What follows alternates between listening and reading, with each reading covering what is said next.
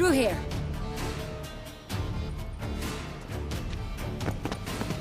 I shall show you where the hunt plays out. Then we will split up. You will get hold of the unicorn horn and the golden fish. But I nab the phoenix egg. That will be quickest. Golden fish. Do I need a rod or a net? Please, Geralt. It's not a real fish. Look there, towards the water. See the lights? The hunters are trying to hook the fish from boats. You must simply dive in and find it. The unicorn. How do I catch it? It's terribly skittish, true, but I'm sure you will find a way to earn its trust. It runs around, over there, look. The golden fish and the horn both contain things or clues that will help us find Milton. Once you have fish and horn, find me among the other phoenix egg hunters. All clear? Then let's get to it.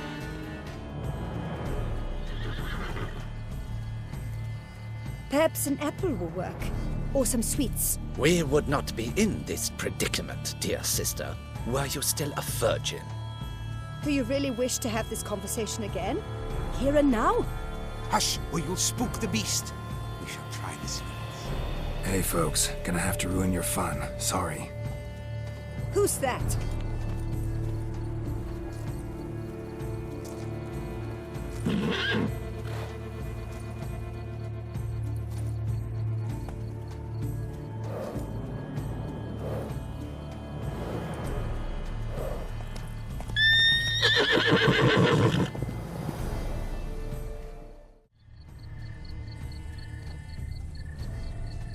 Roach likes carrots. Maybe unicorn will too. This is an outrage. An outrage, I tell you. It's against the rules.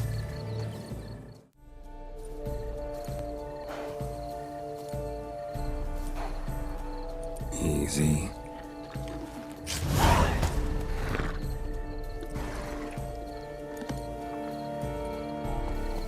Gardens are huge. Be better off on horseback.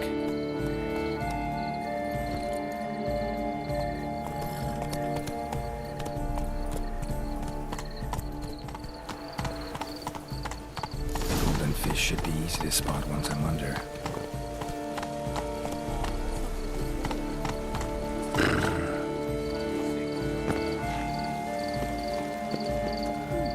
The light is positively useless. She can't possibly see a thing. What is I sleep? What the blazes? Did someone just dive in the water? Perhaps that's the way to do it. Sure, if you're a peasant. Never worry, dearest.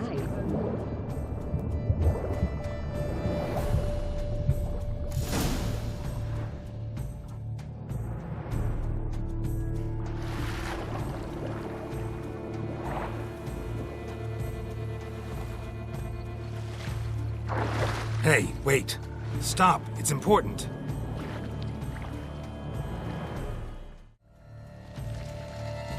King Cormorant, sire, accept this offering we bring.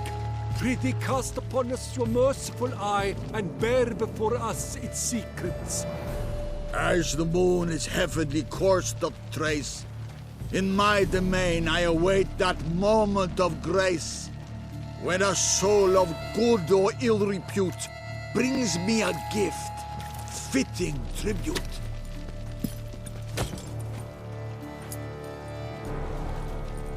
A key. If you please, Your Grace. We do not please. We act out of the highest necessity. All shall be explained later. But it's against the rules. I am the rules.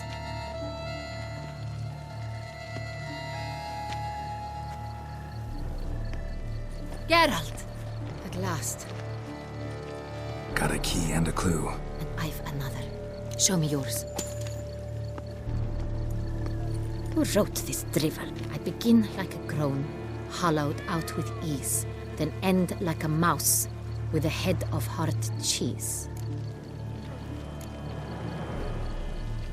Too cryptic, this riddle. Got no idea what it's talking about. Then be silent and let me think. Look, if we take Rome, Hollow it out and fill it with ease. The letters, that is. We get green.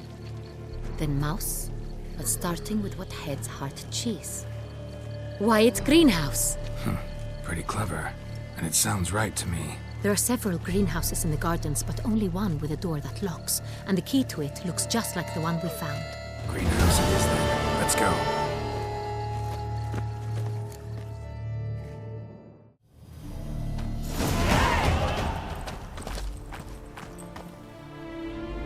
Wait here.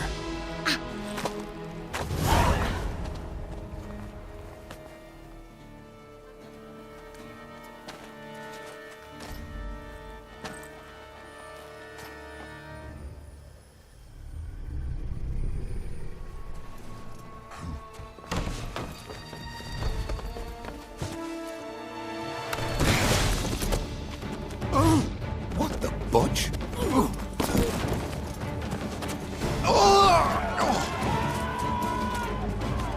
What was that?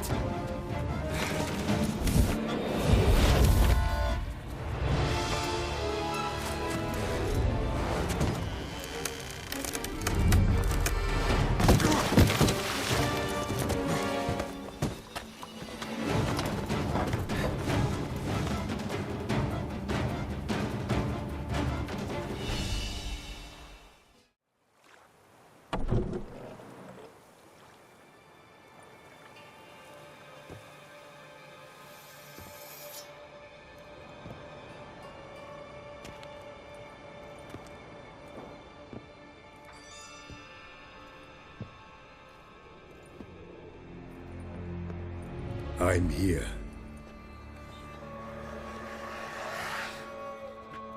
This belonged to you, maybe? It did, but you may keep it. I've a new one. I do not know you. I've done you no harm. Yet first you butchered a Bruxer who was dear to me. Now you pursue me. Why? You've killed 4 innocent people, at least. And you? How many innocents have you cut down? Not here to talk about me. Yet that is exactly what we are doing. So, did they send you after me? Who are they? What do you mean, they? Duchess hired me. You've been murdering her subjects.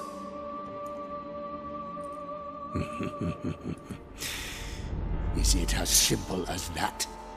I would ask you to convey to the Duchess that I've but one victim left, but you'll not get the chance.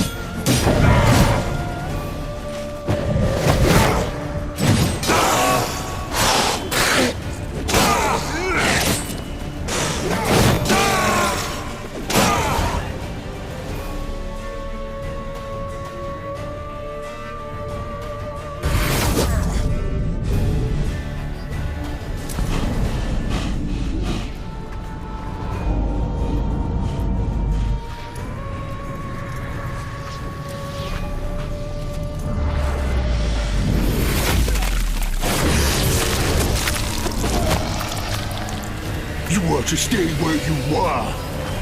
Regenerate! I know you're in trouble. I can help. I'll help myself!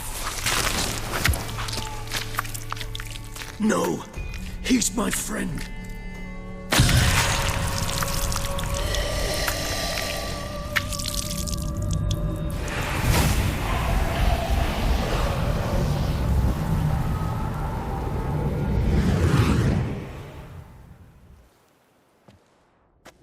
Yes, Geralt, it's me. Regis? You alright? All is well. All's in order. Wounds such as these heal on vampires in moments. But we've not seen one another in ages, my friend. At least in human terms, that is. How's this even possible? Last I saw you... I was a bubbling, shapeless smear, having been rather spectacularly melted into a column of a certain castle. In somewhat better shape now, as you can see. Hardly peak form, mind you, but were I human, folk would think me a demigod, I dare say. I'm sorry. What happened? It was my fault. Never got a chance to apologize. No need, Geralt. Bygones. I did not have to join you on that expedition. No one twisted my arm.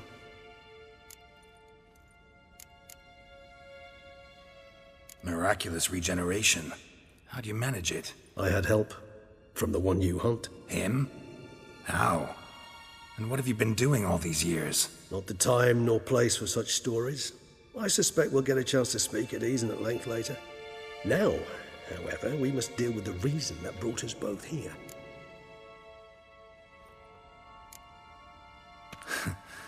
Local serial killer seems to obey you. Maybe you could talk him out of it, convince him to stop murdering. Why do you think I've come?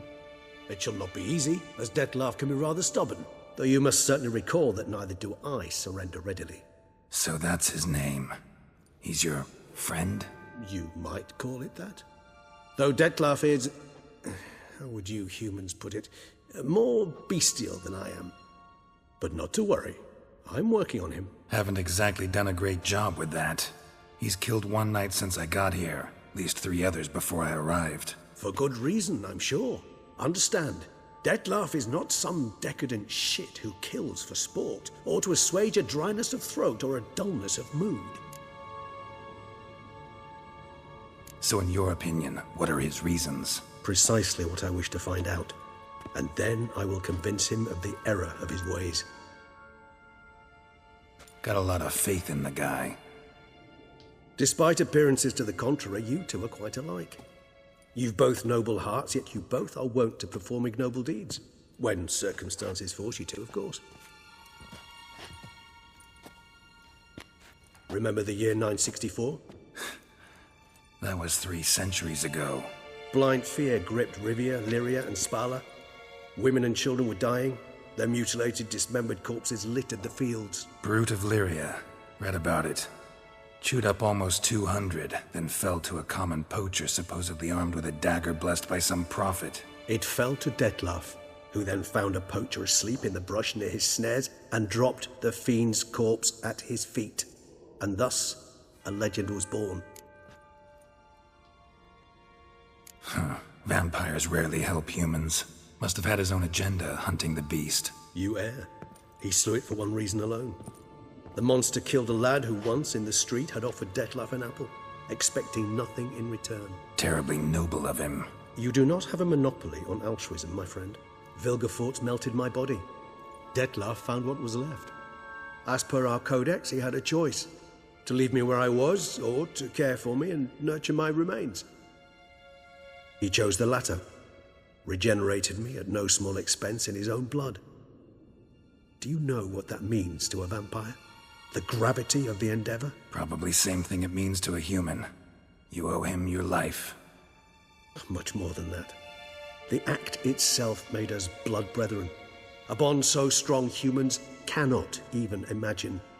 Which is why I know something ill is afoot. Always had an overdeveloped sense of empathy. Each vampire has a unique talent. One they hone over centuries. It's precisely what renders us so difficult to classify. Dettlaff's trump card is his herd instinct, his tribal propensity. In point of fact, he prefers the company of lesser vampires and shuns that of humans. If he walks among you, killing egregiously, it can only mean something's upset him, immensely. Anything specific? Some set of things that'd be likely to set him off? How should I say this? Dettlaff doesn't understand men, their world, its rules, its conventions. He's naive in a sense. He doesn't comprehend your games, knows not what it means to lie, deceive. Suggesting he's maladjusted, inventing his rage. I'm suggesting maladjustment can at times breed conflict. But is it the case this time? I cannot say, but intend to find out. Gotta find him. Before something upsets him even more, and all Beauclair is awash with blood. Well, we share a cause then. Just like the old days. Not entirely.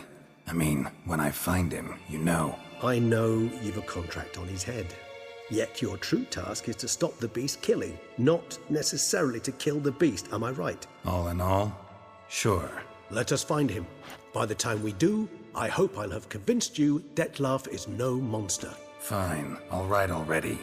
But for now, evidence is stacking up against him. Hear that? The posse. Knights must have tracked me here. I prefer they not find me here. I've makeshift quarters at Mère Lachaise Long Cemetery. We'll meet there. See you.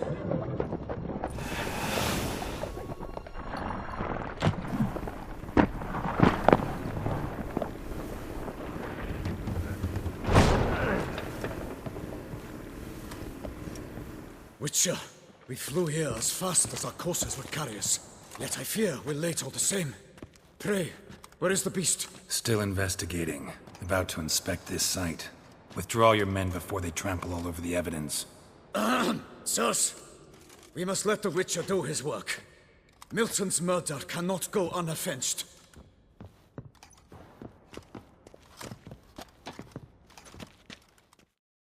Sir! A letter for you, sir! Letter? Who from? Can't rightly say, sir. I was just to deliver it.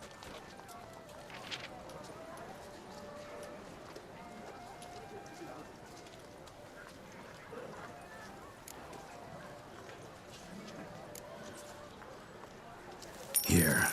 And thanks. No, sir. Thank you. And I truly hope I'll be of service again.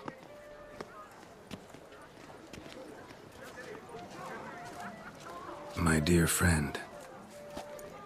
I've been told you're on a jaunt to Toussaint. I do hope you don't overtax yourself during the wine festival. The effects of such exertion at your age can indeed prove most detrimental. I've come upon some information which might be of interest to you. While browsing through a colleague's book collection, I found mention of one Professor Moreau of Beauclair, who conducted research into Witcher mutations. The details I've come to learn are rather vague, and his laboratory's location remains a mystery. Yet his journal should at least provide hints as to both. It is said he was laid to rest with it in his tomb. I enclose a map I found in the tome I happened upon. Though less than completely legible, I trust it will prove useful nonetheless. Should you grow tired of sampling Beauclair's ladies, wines, and other exquisite delicacies, this matter might prove a fruitful diversion. Investigate at your leisure. Your friend, Yennefer.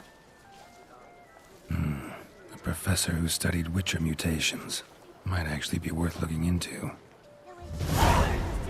Everyone sleeps.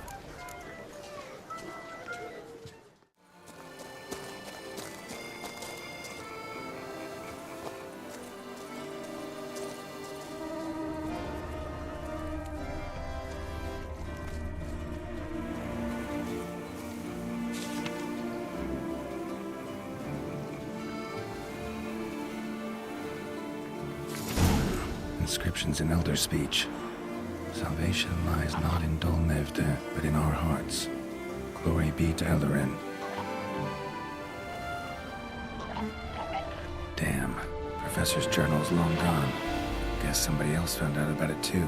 Should look around, see if I can find something else.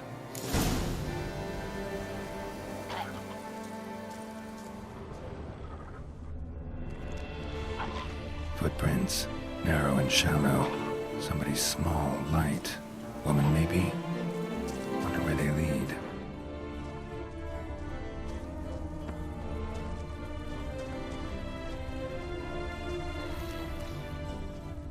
Damn it. Trail breaks off. Wonder if the grave robber learned more than I did.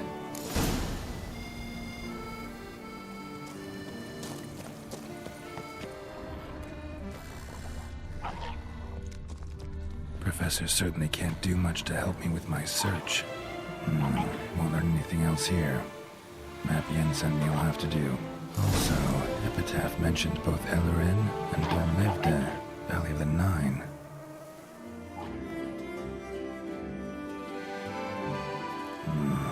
Site marked on the map's all wet now. Sans Retour flows through there. Must be where the Valley of the Valley once lay. Need to explore the location.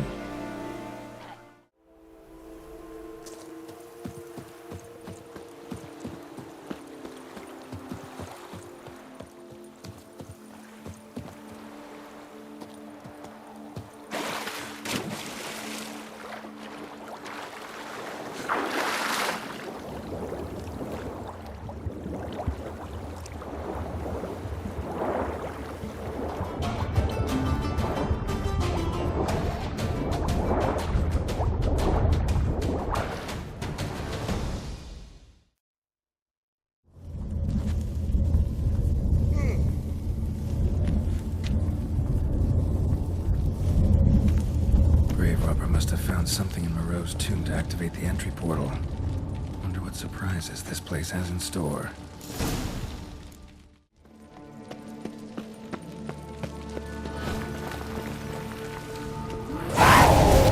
Flight cats.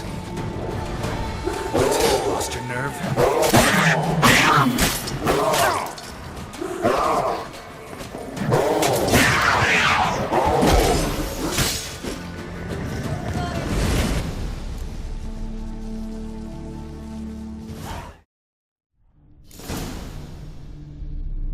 Must be where Moreau had his lab. Just need to pick an entry.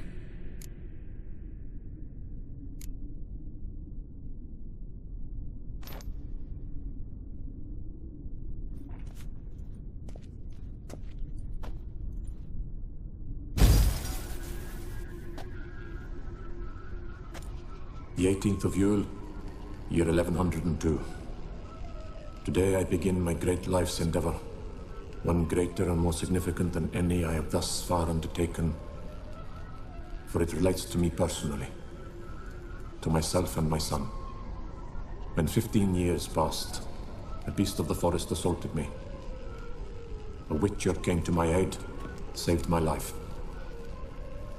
I could not know that for said salvation, I would in the end pay by relinquishing any say as to my own son's fate.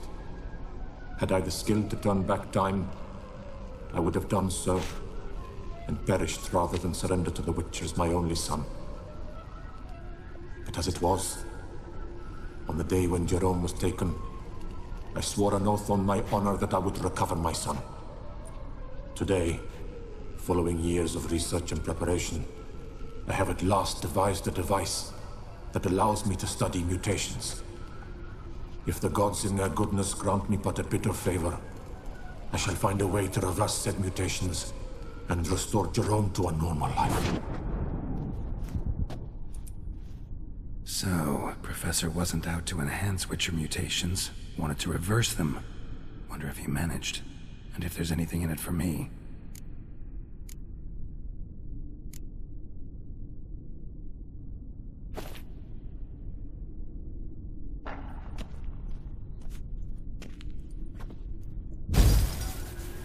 Observation 22. Despite applying a surfeit of toxic substances, significantly more than usual, the subject displayed no symptoms of overdosing. I believe this to be an effect of the mutations. Thus, a minor success. This mutation should allow Jerome better to tolerate toxicity.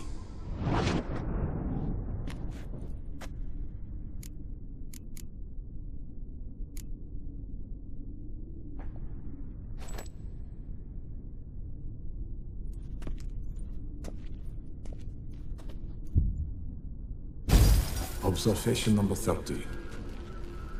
The mutations do not set in at once.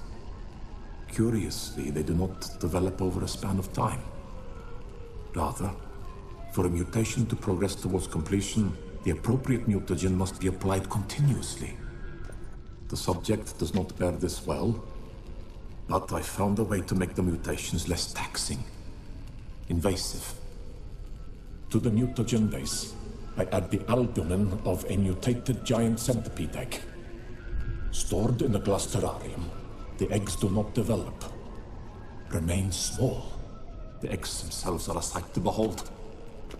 Mutated, they are luminescent, emitting a wondrous glow. I can only hope my addition of the albumin will produce no significant side effects. Time will tell.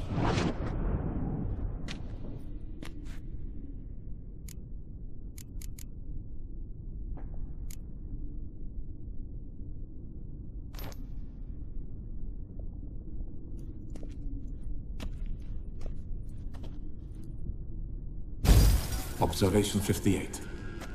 Sometimes failure is the catalyst for success. I've discovered a method by which one type of mutagen may be transmuted into another through the addition of certain ingredients. This is a great day for science. In addition, I observed that today's dose of mutagens brought the subject to the brink of death. He then suddenly awoke, revived, his strength renewed.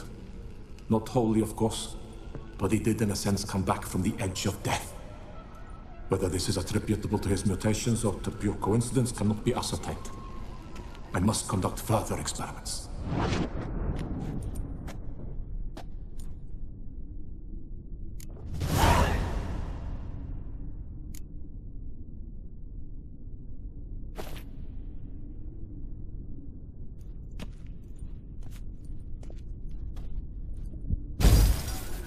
Years of experiments, research, sacrifice, all for naught.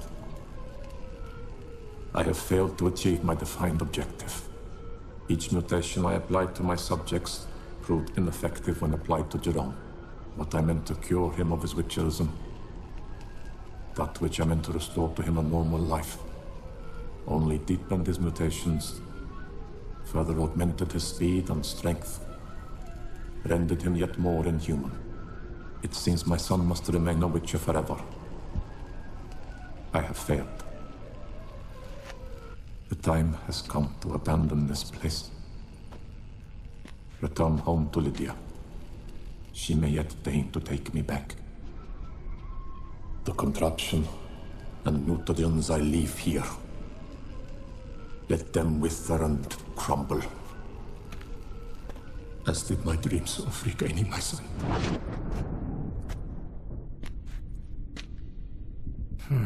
So the professor wanted to reverse the mutation's effects. Ended up deepening them. Stroke of luck for me. Could profit from his failure. So, Professor tried to neutralize the effects of Witcher mutations. Only managed to enhance them, though. Used the albumins of giant centipede eggs as his mutagen base. Need to go on an egg hunt.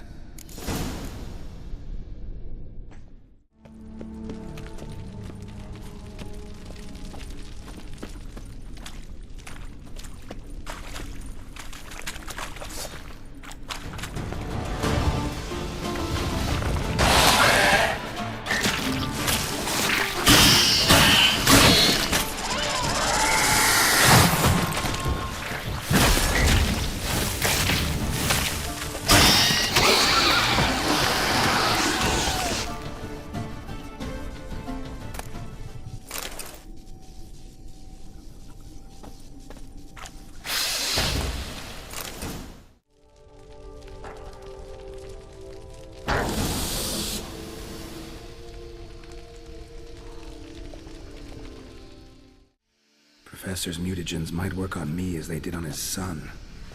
Well, time to find out.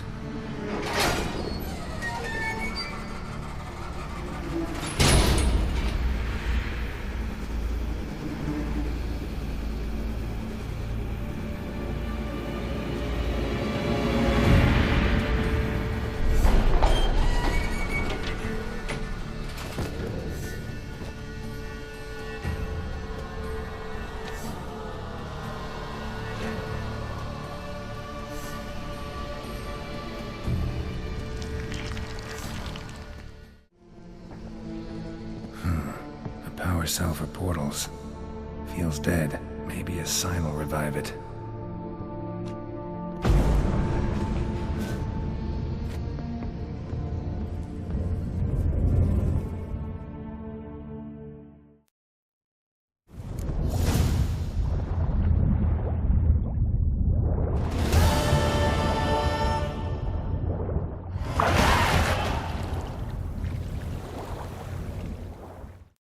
Welcome home, sir.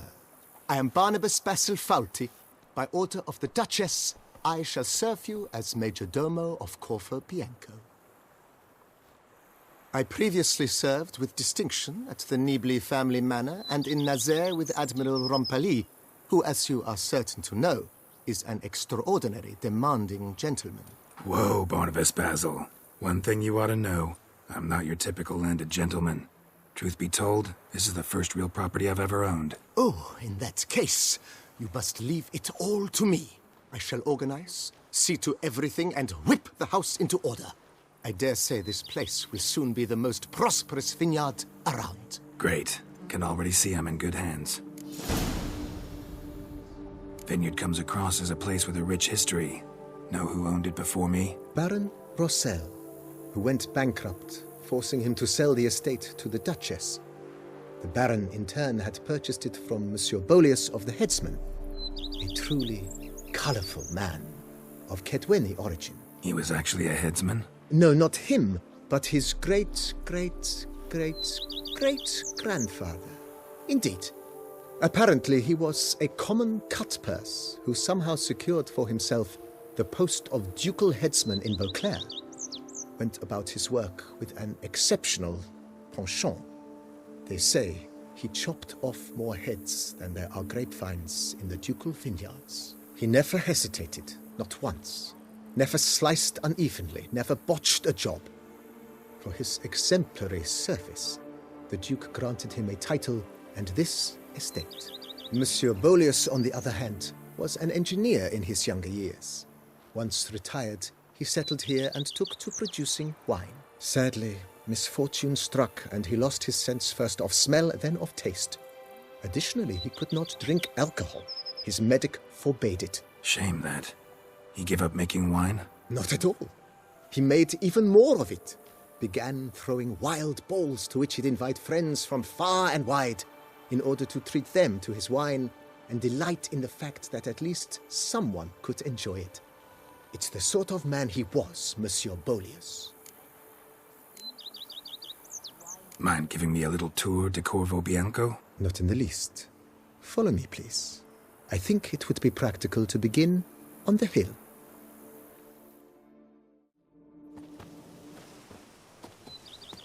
Behold, sir, your estate in all its splendor. Pretty vast. Indeed. And now, sir, allow me to show you a handful of interesting details. Follow me, please. On the left is the master bedroom. On the right, the dining hall and kitchen. Upstairs, you shall find the guest room, currently used for storage. Not a bad idea. At the moment, the house is only minimally furnished. Yet I believe we will, together, devise some innovative arrangements. A few paintings, for instance, would breathe new life into the abode immediately. With that, sir, you've seen the full lay of the land. Corvo Bianco is a beautiful estate. Though one must admit, time has taken its toll. Forgive me for being forward, but if you were to choose to invest a small sum towards its beautification, consider me at your service on the matter. Think I'll take you up on that. Be sure to come and see you if I decide to do any remodeling. Thanks. Gotta get back to my business now. See you soon.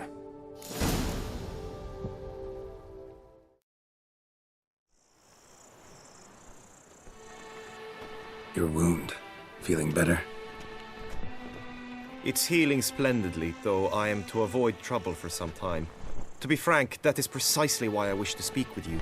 Want me to stand in for you? Take on some trouble on your behalf? That could very well be the case. You see, there is a maiden, nay, a lady. I suspect someone's cast an ill spell upon her.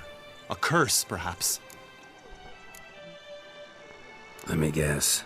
She suddenly grew cold, haughty, and distant, though the night before she was flirtatious and alluring. Tut tut, Witcher. You jest, yet the matter is grave. Though true, the lady in question is dear to my heart. I shall not deny it. I fear she has fallen victim to ill magic, and knows no one she could turn to for help. What makes you think she might be cursed? You must keep all I say to yourself, I beg you. I would never dare to be so indiscreet normally, yet I'm troubled about her, for her. Vivian shuns the company of others. Though the fairest maid at court, she keeps men at a distance. I thus determined I would resort to trickery. Trickery? That even befitting of a knight? In war, yes. And what is love if not battle? As it were, one evening I crouched in hiding outside her seamstress's home. As Vivian emerged from it, I too emerged, ever so gently but convincingly collided with her, then promptly offered to escort her home. She consented. At first, all augured well. I proposed a more scenic route. She agreed. I made kindly forays into conversation, and she even began to respond as we neared the end of our route. Then suddenly, mid-speech, from her mouth there flew a most hideous shriek. I stopped stone cold in my tracks, while she turned red, then promptly ran off. I did not give chase, that time. I attempted to approach her on several ensuing occasions, to learn what had happened, for I feared she had become entangled in some trouble. I noted that often, come night, she ventures into the woods, where I've seen her walk about a glade near a pool. I've striven on occasion to follow her, but lost track each time. It seemed then she'd melted into the air.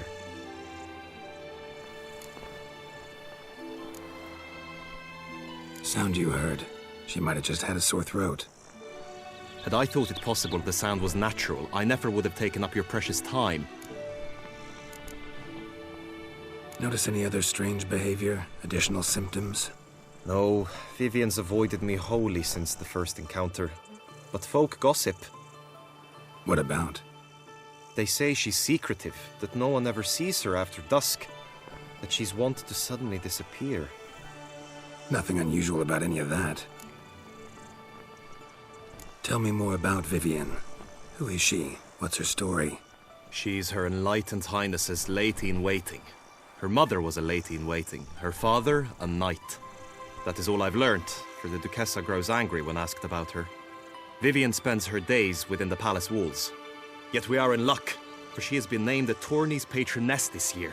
Thus, each participant will be granted an audience with her. Got a problem then. See, I'm not a participant. I've devised a solution already. You shall take my place in the lists and thus gain the chance to speak to her.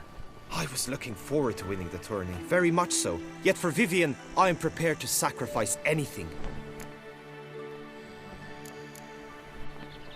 This tourney, how's it work exactly? It is the year's grandest and most important contest. Knights from all corners come to face off for the grand prize, and more importantly, for glory. A demanding test of knightly prowess in horsemanship, marksmanship and fencing. I qualified for the first time, had great hopes of winning. Yet... Yeah, I get it. Anything for Vivian.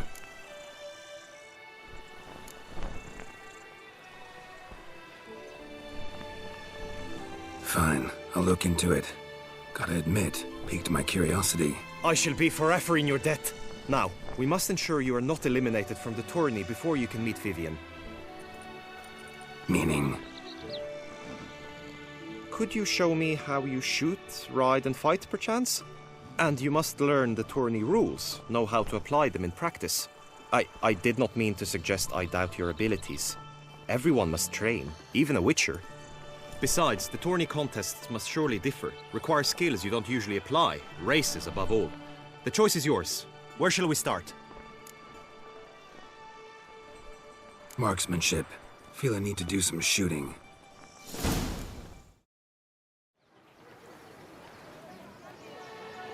Hit the red targets!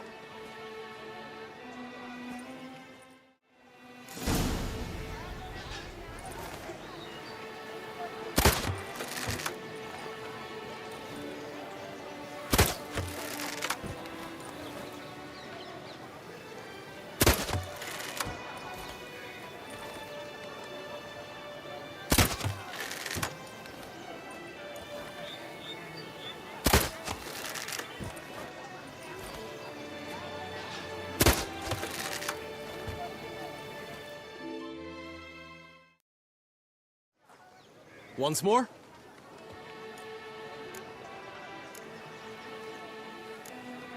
Done enough shooting.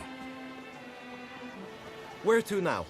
If you wish to know my thoughts, were I you, I would train on the race course ahead of all else. Let's do some riding. Roach will like that. Excellent idea.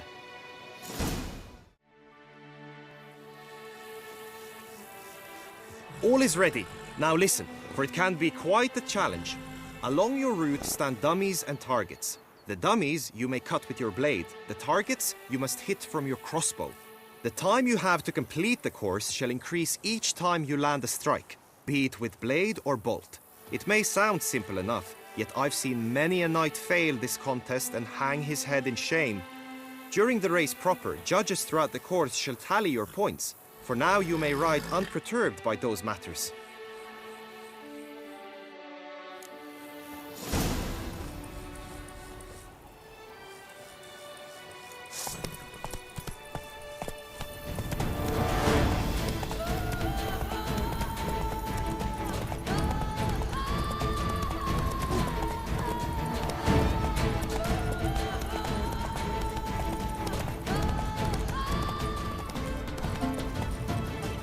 Hey-ya!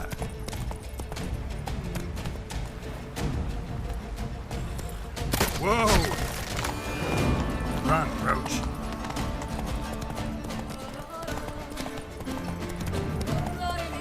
Slower. Will you give it another go? I can set out more dummies. Had enough. Rather not wear my horse down before the real race.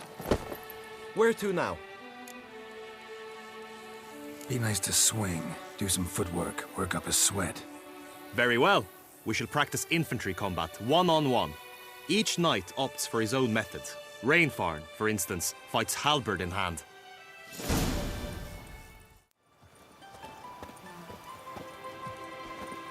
Stand at the center of the training ground.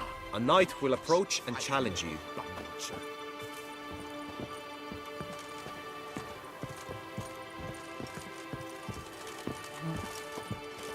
Witcher act always with reason.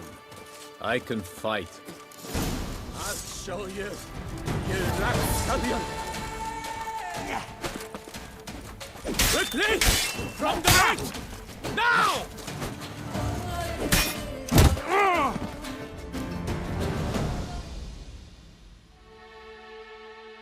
I expected you to do well, but not that well. Think I've seen enough. Sorry to be blunt, but the simplest Witcher contract demands more skill than this kind of combat. Now you must go to the inscription tent. Honor and glory are all true and good, but your scrolls must be in order. Greetings. Want to join the lists? Naturally. We must first see to formalities, however. At Guillaume's request, I have looked into your personal history in its heraldic aspects. Really? What did you come up with? My findings show you may take part as Geralt of Rivia. What a surprise. Or as the Honorable Ravix of Forhorn. It's not every year we have a combatant who can boast of 2 crests. Which do you prefer?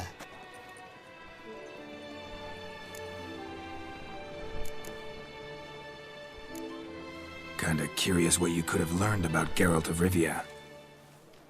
In the year 1267, a certain Geralt, a member of the Witches' Guild, was knighted by Queen Meve and dubbed Geralt of Rivia. This was in honor of his distinguished service at the Battle of the Bridge, said structure spanning the Yaruga. But I wager you know of which battle I speak. Yeah, those were the days. Kahira and I led a fistful of Nordlings against an entire Nilfgaardian battalion. Won that battle just because we absolutely had to cross the river.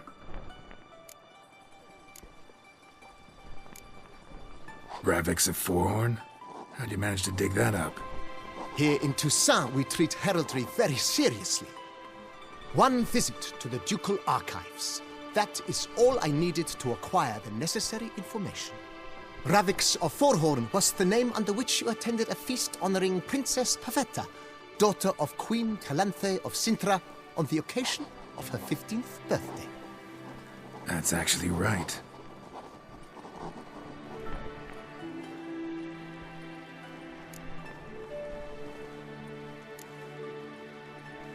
I'm Geralt, not about to fight under a false name. You may now take the shield bearing your crest. I'm a Witcher. Shields aren't something Witchers ever use in combat. Who mentioned using it in combat? Not I. The shield commemorates your participation in the tourney. You may take it as a souvenir. In that case, thanks. Have you been instructed as to the tourney's challenges, prizes, and vows? If not, I do hope you will allow me to tell you about them. Guillaume told me a bit about the contests. Rather make sure I'm clear on them, though. An admirable thirst for knowledge. There are contests 3. A shooting range, where you will compete side by side with an opponent. A horse race, during which you will seek to complete the course within a specified time. Any targets hit with bolts or dummies felt with blade will increase the time you have. Finally, the group melee in the arena, crowned with a duel against last year's champion. As each contest ends, its results will be posted on the board outside my tent. This way all will be apprised of who leads at any given moment. Convenient.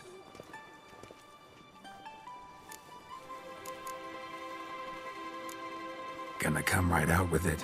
I'm a sucker for prizes. The winner of each contest shall receive a trophy. Whoever has the best result once all contests have played out shall face last year's champion in a final duel for glory and the title. Should you defeat the reigning champion, the grand prize will be yours. This year, a sword forged especially for this occasion by the one and only Cornelius of Isengard, a famed master weaponsmith. Her illustrious highness had it brought all the way from Nazaire. You say something about vows? As is our custom, knights make vows to which they hold for the duration of the tourney. Each swears on something which to him represents his most cherished virtue. Feels like I know everything I'd ever want to know about chivalric tourneys. Splendid. In that case, you must make your vow. Upon what would you like to swear it?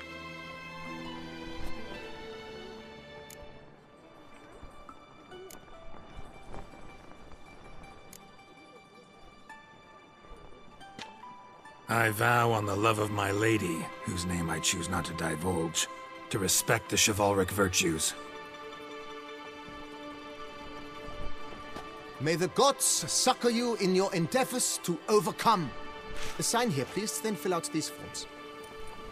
That is all I need from you.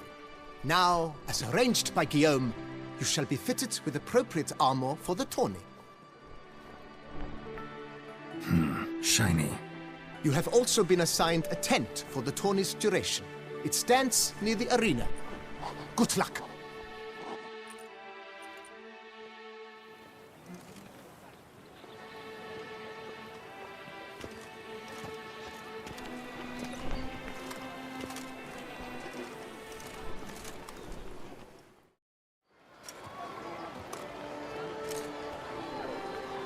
Geralt, well, I'll be... Have you decided to turn knight-errant? All jesting aside, here on a job. You in the tourney too? Am I? Ha! I shall square off against Renfan of Atre. I saw him just moments ago. A nervous wreck. Stuffing his nose with fish steak, no less. As if that would aid his determination. Guessing that's against the rules. But who's to tell the Nilfgaardian what to do? Listen, Geralt. I've a tip for you. The timing of your marksmanship duel is such that you shall have the sun in your eyes. Makes no difference to me either way. Nor will it give you any pleasure. Since, as it is, we must both wait, play me in a round of Gwent. Should you win, I shall swap with you. To me, a southerner, the sun is no hindrance. Thanks. Another time, maybe. Ha! You've denied me some diversion, but at the least my eyes are in for a treat. Lady Vivian should appear shortly.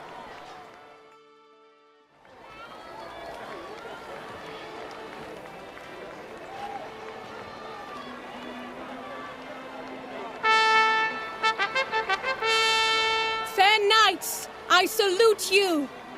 The honor and duty of tourney patron have fallen to me this year. Fight honorably, so that I may bestow upon one of your number the tourney's grand prize. You have sworn your vows. You have readied body and soul. The time has come to test them.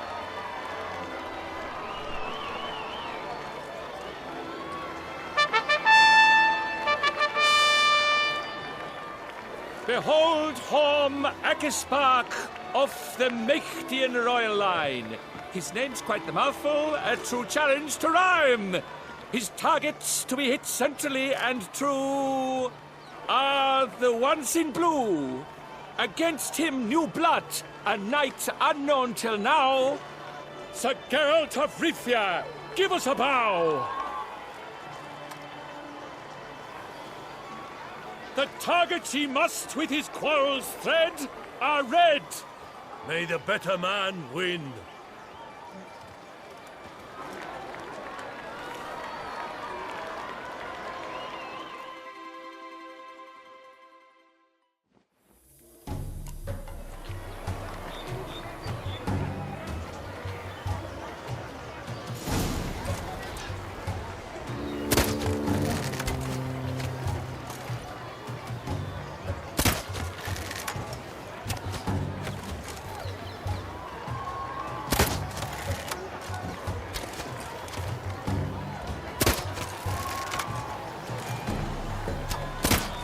Like a lover ghostly grasping but one fair teat, Geralt's heart strewn twixt joyous victory and bitter defeat.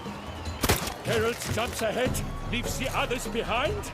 Do I see this falsely? Am I out of my mind?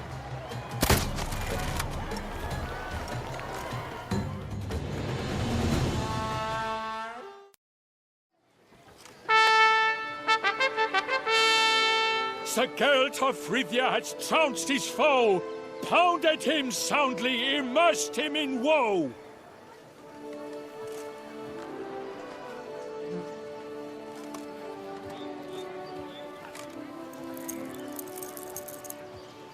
Your prize, sir. A crossbow adorned with your crest. I congratulate you. Thank you, my lady.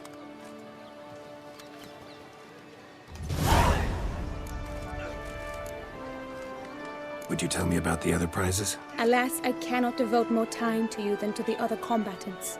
I have duties to attend to. Forgive me. My medallion's vibrating strongly. Can only mean one thing. Magic. The explanation is disappointing, I'm afraid. The fragrance I use, it's mixed by a sorceress. To lose to an opponent such as you is a victory of its own. Accept my congratulations as well. Thanks.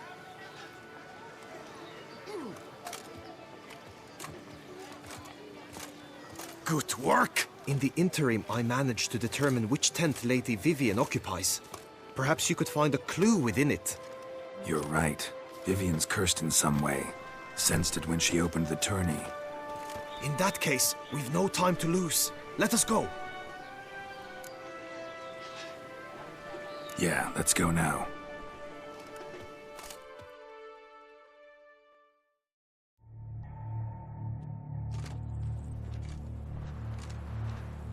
This is her tent. You must look inside. Search it. I shall hoot like an owl should someone approach.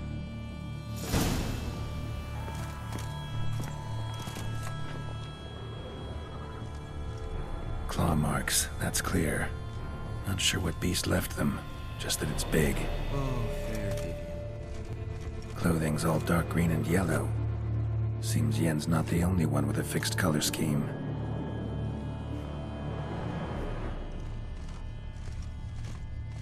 Jar of concealing ointment. Powerful magic at work here.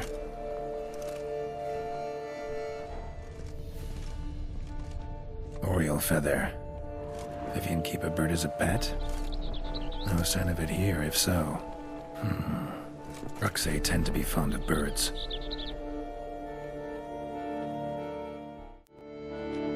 Someone approaches. Quickly! You were supposed to hoot. We shall speak later. We must return to the tourney now. It's time for the second contest. Sirs, what seek you in my lady's tent? Inspiration? Be gone from here.